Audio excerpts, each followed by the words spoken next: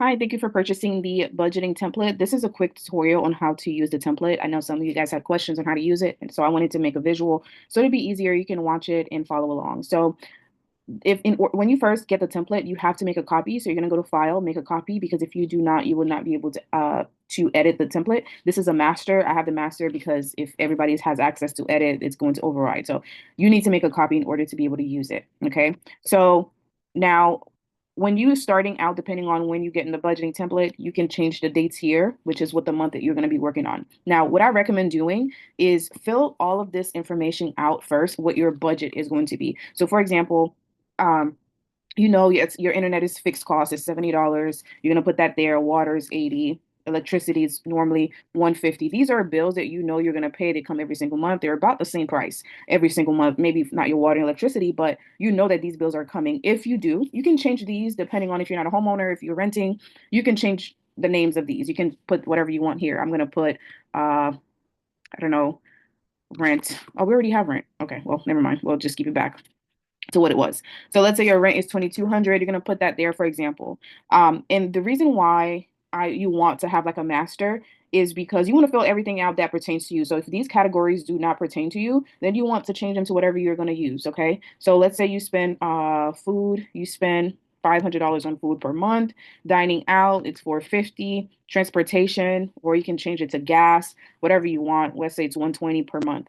So if you want to add something to, let's say you want to add Pilates, for example, you can add that there. Let's say it's 150 per month, for example, you can add that there too. Now, let's include your income. You're planning on getting paid $7,000 a month if you have a business side hustle. You'll get the point. So you want to fill everything out here first, and then once you're done with this section, you want to make a copy, right? You want to duplicate. It's kind of slow. Come on. While in the meantime, while this is making up its mind, you want to duplicate the copy, and every single month you want to, oh, why is it doing that?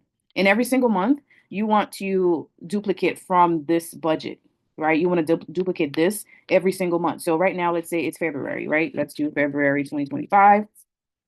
Everything is already filled. Your budget is already filled. Everything, only thing you have to do at this point is just put what your actuals are. So as the days go on during the month, you're going to have actual numbers of what you actually spent. And this is where you're going to fill in all of your actuals. For the expenses, these are normally things that are not fixed. For example, your gas, your groceries. These are not fixed, although you know that you're going to spend money on gas, but they vary. They're not like your mortgage or your rent or your insurance payment or your car payment. These things are normally fixed, or subscriptions, for example. So as a month go by, let's say you went to, let's February 2nd, 3rd, whatever, and you spent $150 and you went to Walmart, for example. So let's do food. It's a category and you went to Walmart.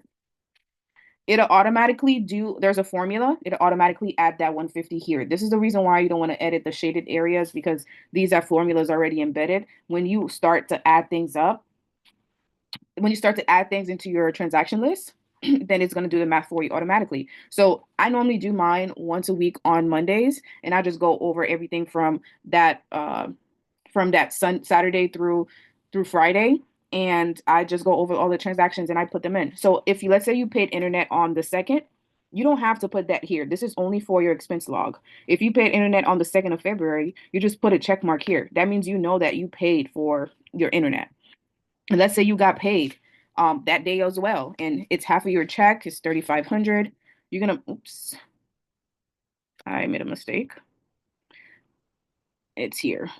And you're gonna put your paycheck here, 3,500. See, already did the math for you.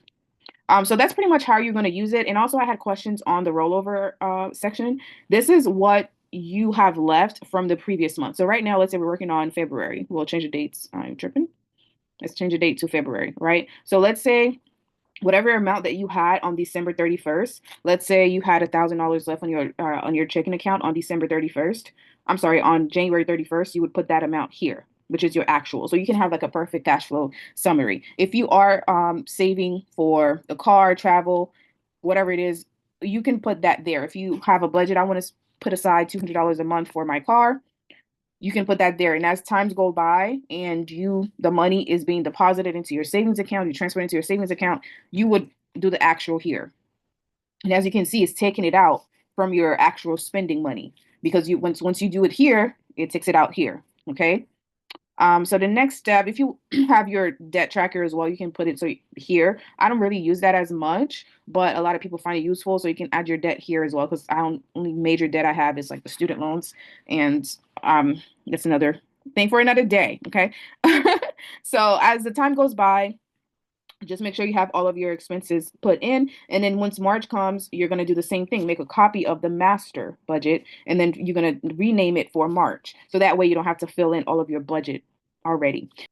Okay, so now let's go over to your financial goals. So if you have any savings that you want to accomplish, for example, let's go back to February. We have a goal here for a car. Let's say you want to buy a house. You have a goal here that you want to reach. You can start by logging it here. We're going to start with car.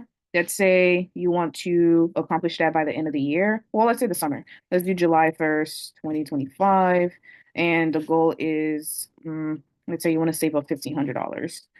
And you already have $500 saved for the car, right? So that means you have $1,000 left. Oops.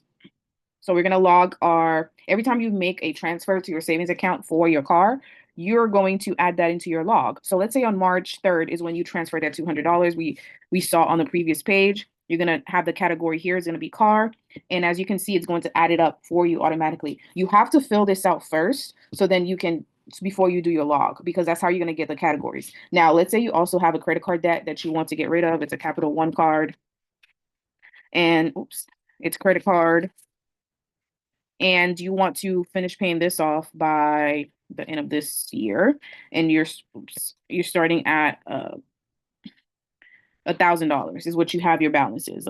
Let's say for example, and let's say, oh yeah, this is February 3rd, and let's say in February 6th you made a $75 credit card payment, and you're going to see that Capital One is there as an option, and it's automatically going to reduce your balance here.